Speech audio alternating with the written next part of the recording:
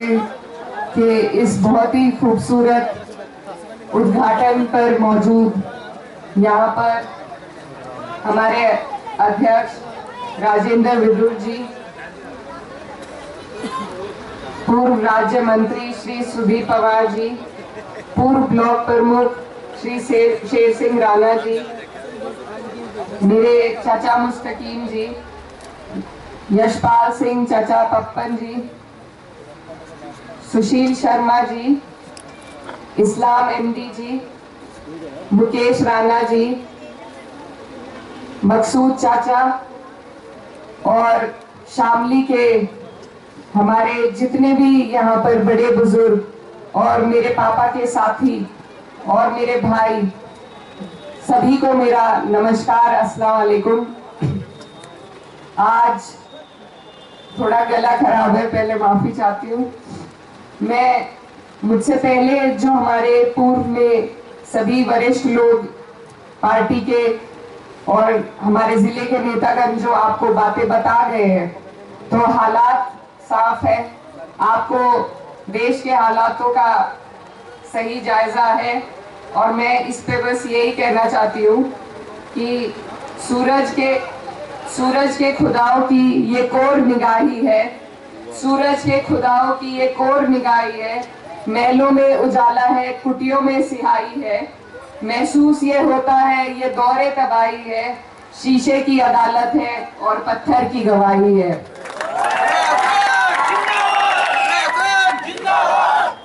तो जो देश में हालात चल रहे हैं और जिस तरीके से सरकार हमारे देश को लेकर चल रही है, आप लोग उससे वाकिफ हैं।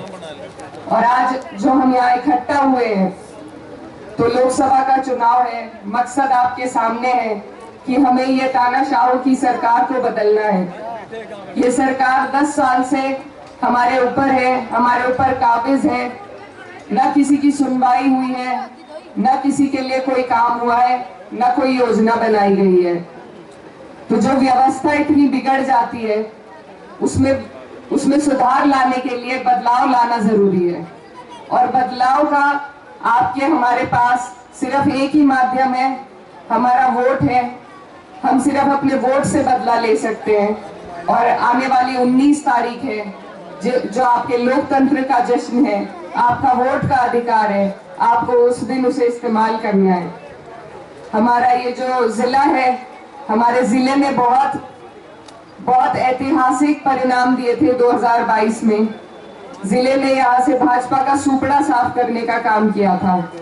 और आज भी हमारे जिले के जितने भी लोग यहाँ पर मौजूद हैं, सबके जहन में, सबके दिल में अभी भी वही बातें हैं। क्योंकि आपका कोई भी कामों का निस्तारण अभी तक हुआ नहीं है, चाहे वो हमारे गन्ने का भुगतान हो या हमारे MSP का दावा हो, आज तक अधूरा है। हमारे 700 किसान भाई शहीद हुए, लेकिन सरकार ने नहीं सुनी। किसानों पर गाड़ी चलाई गई, उन्हें कुचला गया, लेकिन ये सरकार नहीं देगी। आज ये सरकार झूठे वादे देकर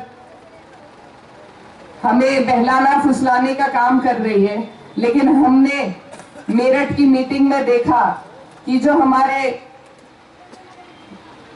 पश्चिम के किसान नेता है, बड़े नेता रहे हैं और आज भी हैं, उनको किस तरीके से उनका अपमान किया गया, ये हम नहीं भूल सकते। हमारे मन में आज भी उनके लिए सम्मान है। लेकिन भाजपा ने जिस तरीके से उन्हें दरकिनार करने का मंच पर काम किया, ये आपके सामने है।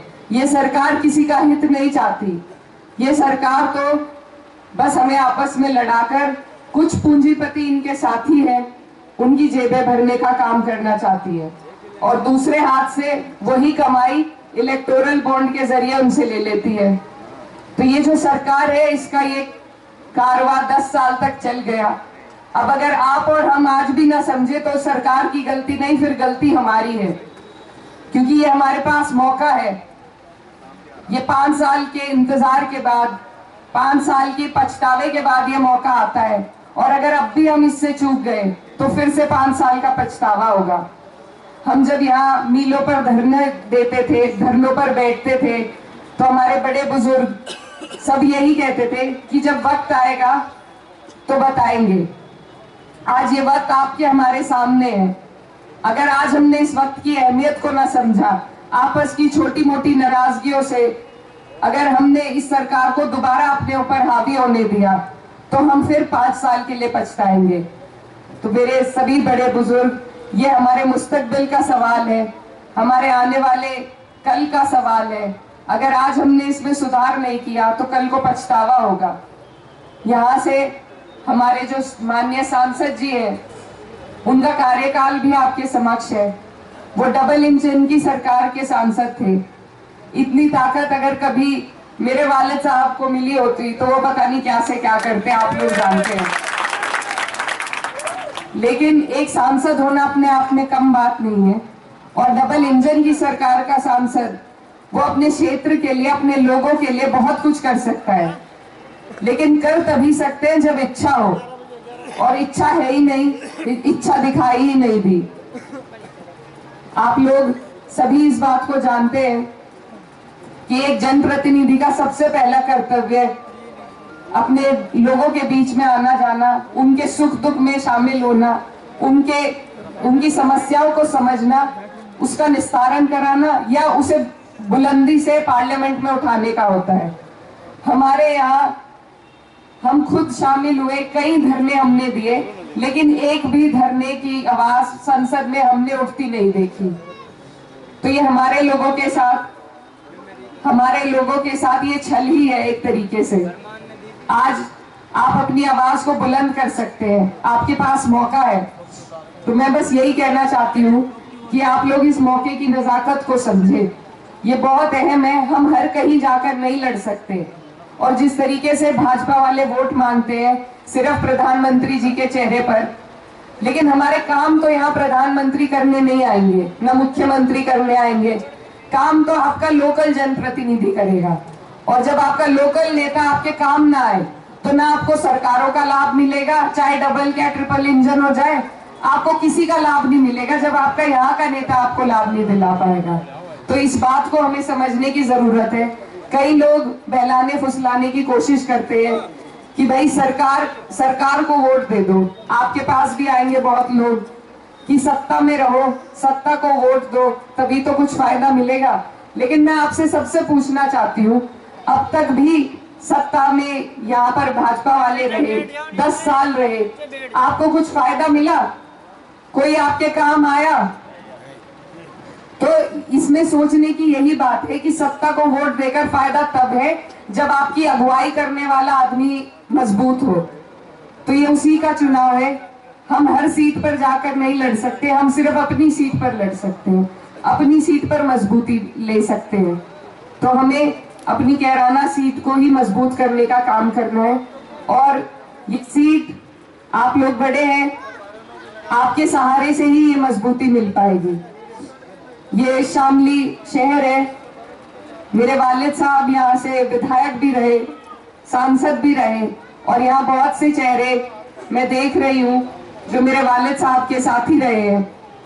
आज उनकी कमी महसूस हो रही है, लेकिन आप लोग भी मेरे वालिद समान हैं, और मेरे पिताजी का इतना लगाव था शामली शहर से कि वो ईद की नमाज उन्होंने कभी कैराना नहीं पढ़ी, वो हमेशा शामली आकर अपनों के बीच में ईद की नमाज पढ़ते थे। तो ये जो प्यार और लगाव आपका और हमारा है, इसको मेरे माध्यम से मैं चाहती हूँ आप लोग इसको बरकरार रखें, इसको हम आगे बढ़ाकर ले चलें। और इसीलिए आपके बीच में आपकी जिम्मेदारी बड़ी है, आप मेरे बड़े बुजुर्ग हैं, और आज मैं आप लोगों से, ये परिवार की सभा है, मैं वोट की अपील नहीं करने आई, मैं आप लोगों से आपको आपकी जिम्मेदारी सौंपने आई हूँ, क्योंकि ये चुनाव अब आपके सुपुर्द है, ये आपकी जिम्मेदारी में है। आप मेरे बड़े हैं, आप लोग इस चुनाव की जिम्मेदारी को संभालेंगे तभी ये चुनाव हम जीत पाएंगे, क्योंकि चुनाव एलम से लेकर टोडरपुर मील तक है, इसमें सभी के सहयोग की, सभी के साथ की जरूरत है। और आज जैसा हम बैठे हुए थे, देख रहे थे कि कुछ तो रोजे का असर था, शायद कुछ मौसम ऐसा है तो जोश थोड़ा कम था, लेकिन मेरी आपसे दरख्वास्त है कि 19 तारीख को ये जोश में कमी ना हो, जोश को आप डबल करके दिखाइएगा। ये जो प्यार और मान सम्मान है आपका,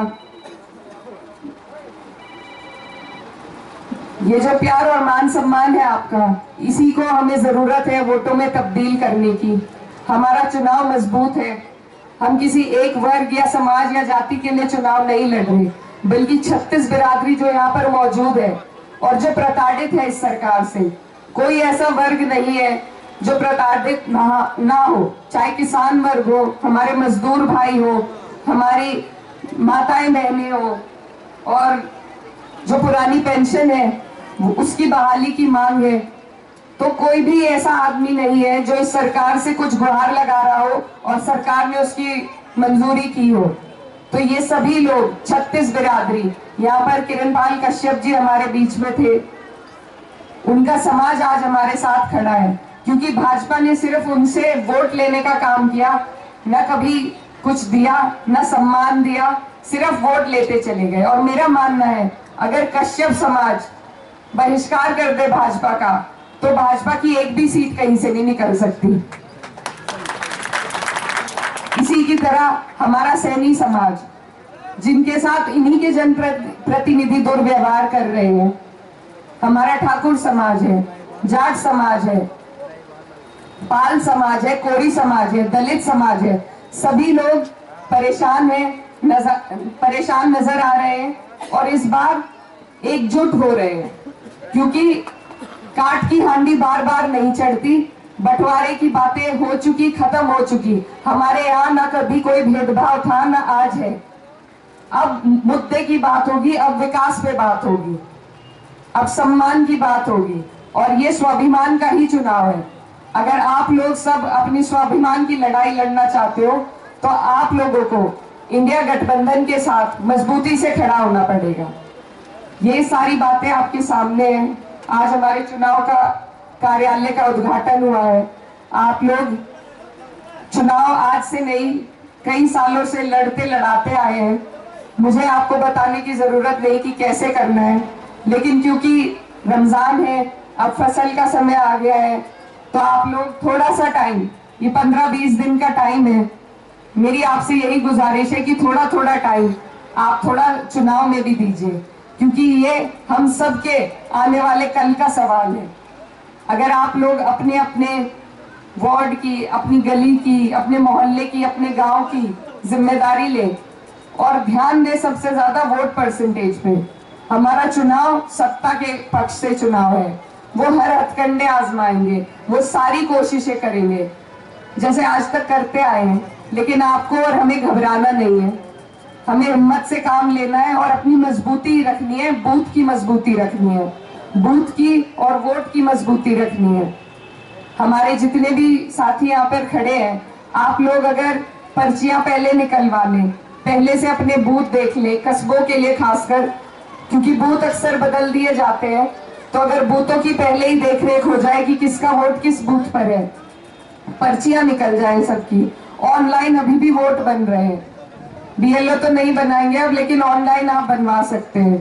तो ये सारी जो चीजें हैं ये अहम है, इन पर हमें ध्यान देने की जरूरत है। हमें जरूरत है वोट परसेंटेज बढ़ाने की, तो आप लोग ज्यादा से ज्यादा कोशिश कीजिए, जो आपके साथी हैं, आस पड़ोस के लोग हैं, उन्हें एकजुट कर कोशिश कीजिए कि ज्यादा से ज्यादा उस दिन वोट निकल सके, वोट डल सके। और एक और तरीका है वोट को बढ़ाने का, ईद का वक्त है, त्योहार है हमारा, सभी लोग जितने भी हमारे यहाँ के लोग बाहर काम करने गए हैं, मुझे उम्मीद है कि ईद पर घर आएंगे। तो मेरी आप सबसे गुजारिश है कि उन लोगों को आप कम से कम एक हफ्ता और रोकने का काम करें। एक त्योहार वो ईद का मनाए और एक हमारे लोकतंत्र का त्योहार मनाकर ही जाए, अपना वोट डालकर ही जाए। नमाज का वक्त हो गया है, तो यही अपनी बात खत्म करती हूँ। आप सबसे दुआओं की दरखास्त है। बहुत बहुत शुक्रिया।